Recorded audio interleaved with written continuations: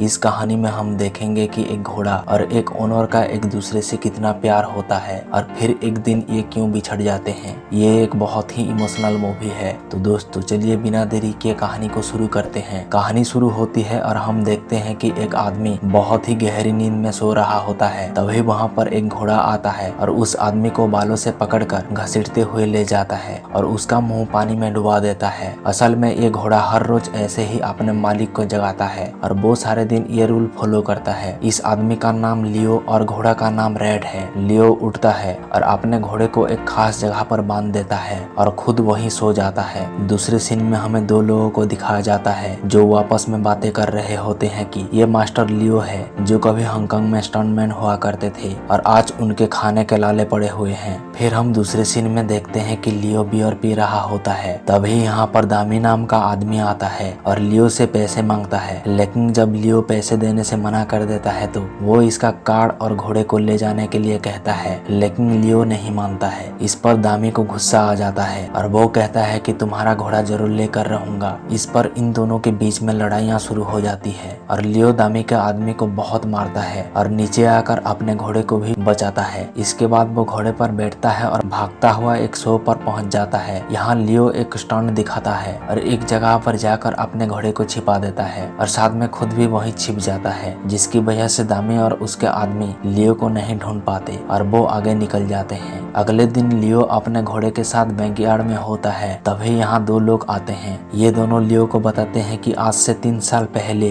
तुम्हें ये घोड़ा एलेना से मिला था और इस घोड़े को लेकर एलेना और जूना के बीच 3 साल लड़ाइयाँ चली और अब ये लड़ाइयाँ खत्म हो चुकी है और जूना ये लड़ाई जीत चुका है और इस घोड़े को नीलामी पर लगा दिया है और अब तुम्हें ये घोड़ा इन्हें देना होगा। लियो रेड को छोड़ने के लिए तैयार नहीं था, इसीलिए वो दोनों को बाहर निकल जाने के लिए कहता है। तभी यहाँ पर दो लोग छलांग लगाते हैं, श्यामो और यंग। असल में ये दोनों लियो के साथ नहीं रहते हैं। श्यामो और यंग को देखकर वो दोनों डर जाते हैं और वहाँ से निकल जाते हैं। इसके बाद लियो श्यामो को नोटिस दिखाता है।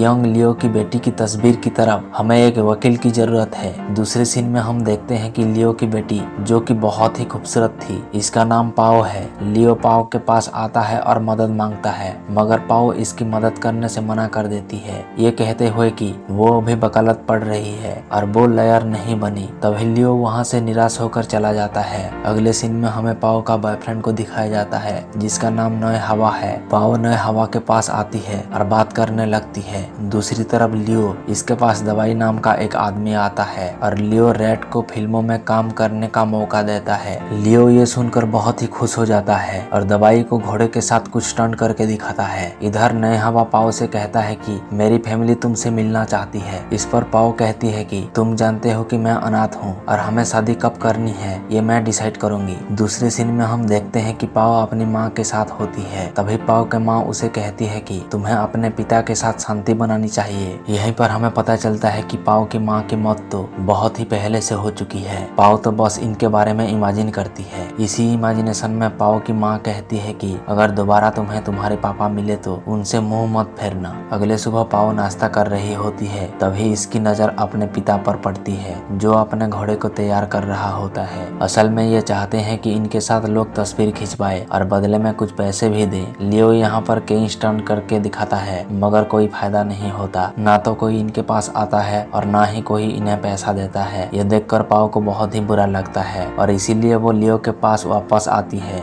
और कहती है कि अगर आपको मदद चाहिए तो मैं अपने बॉयफ्रेंड से बात कर सकती हूँ। इसके बाद पाओ वहाँ की चीजें को देखने लगती है और वो रेड से भी मिलती है। घोड़ा पाओ को देखकर बहुत ही खुश होता है और इसकी हर बात मानता है। आगे हम नए हवा को देखते हैं। वो लियो से मिलने आता है लेकिन वहाँ की रखी गई चीजें को देखकर डरने लगता है। तभी पाओ आती है और कहती है कि इन लोगों ने अभी तक कुछ डिस्कस नहीं किया। इसके बाद पाओ नए हवा के हाथ पर हाथ रखती है और इसे कंफर्ट फील करवाती है। इसके बाद बातें शुरू होती है और हमें 3 साल पुरानी कहानी दिखाई जाती है जहाँ हम लियो को देखते हैं जिसने घोड़े को बहुत ही बुरी हालत में लिया था। तभी घोड़ा बीमार था। लियो ने इसका ध्यान रखा, इसे खिलाया पिलाया और चलना भी सिखाया और साथ में उसको ये भी कहा कि फ्यूचर में कभी भी घुटनों के बल मत बैठना। फिर इसके साथ ही कहानी प्रेजेंट पर आती है। यहाँ पाओ घोड़े के पास होती है और नए हवा को बुलाती है। लियो नए हवा को रेड के साथ टर्न करने को कहता है। टर्न करते हुए रेड जमीन पर गिर जाता है, जिसकी वजह से नई हवा डर जाता है। तब लियो कहता है कि रेड बिल्कुल ठीक है, वो तो बस तुम्हें पसंद करता है था, इसीलिए तुम्हारे साथ मस्ती कर रहा था। अगले दिन लियो रेड के साथ शूटिंग पर पहुंचता है और शॉट तैयार होता है। यहाँ पाओ भी शूटिंग देखने के लिए आती है, लेकिन रेड इतनी ज्यादा भीड़ देखकर डर जाता है और स्टंट नहीं कर पाता। इसकी वजह से लियो और रेड को शो से बाहर कर दिया जाता है। इसके बाद लियो एक जगह पर उदास बैठ जाता है। तभी वहाँ पर रेड आता है और उसको टोपी पहनने को कहता है, लेकिन ये गुस्से से टोपी को फेंक देता है। तब पाओ रेड के पास आती है और इसे कहती है कि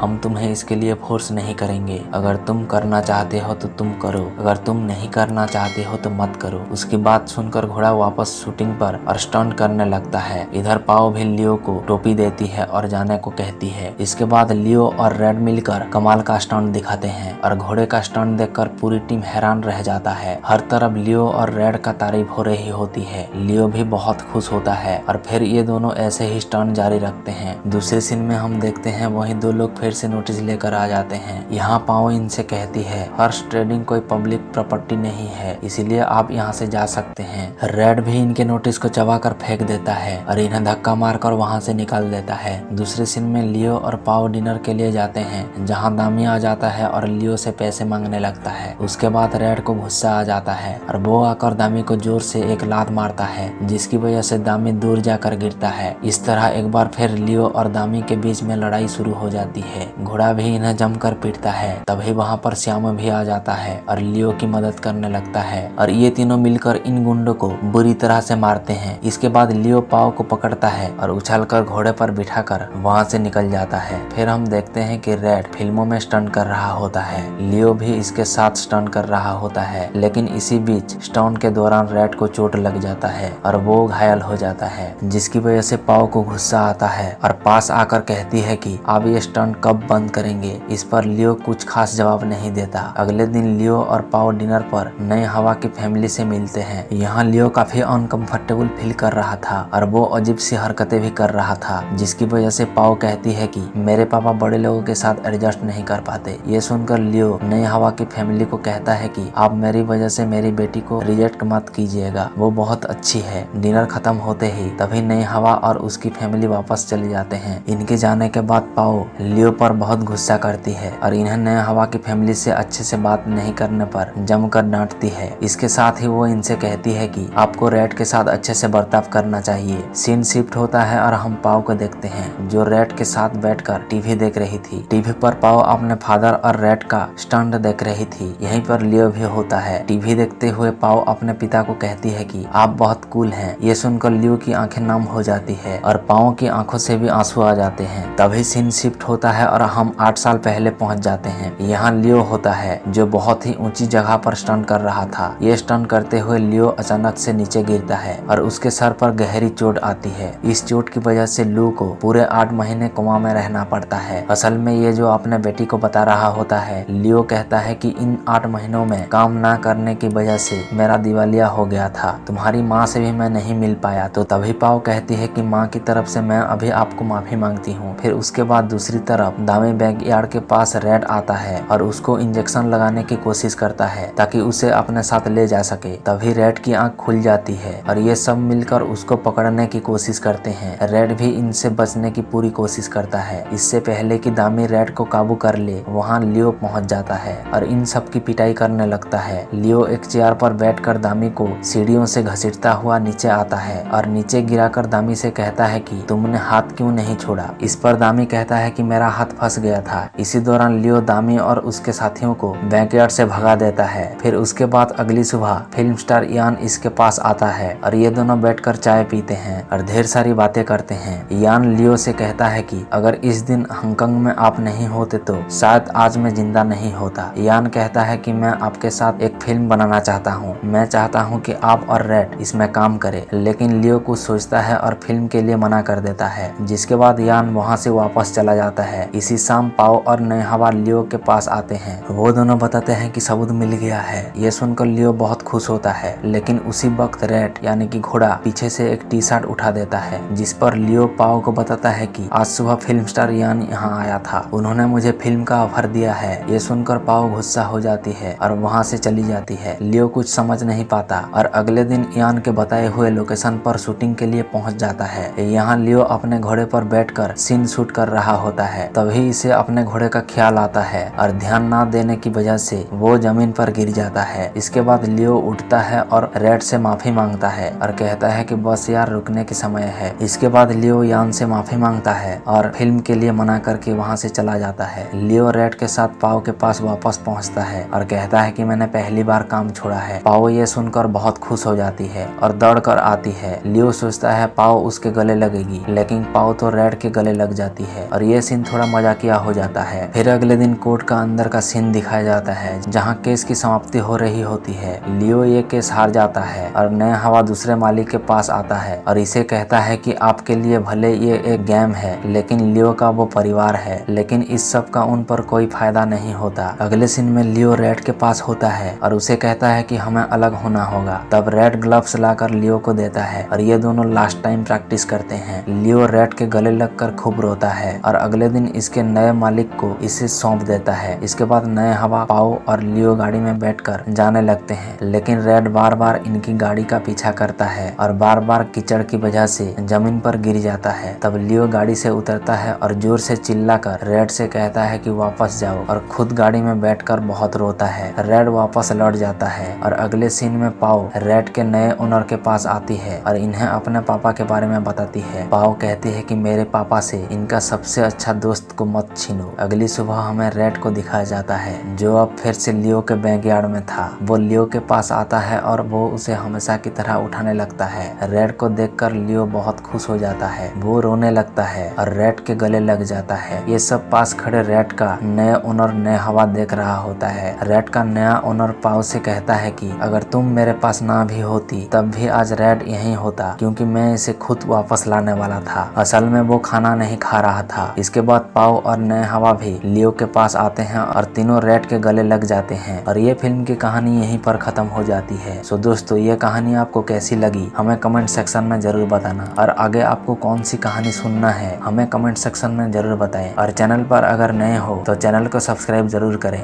धन्यवाद।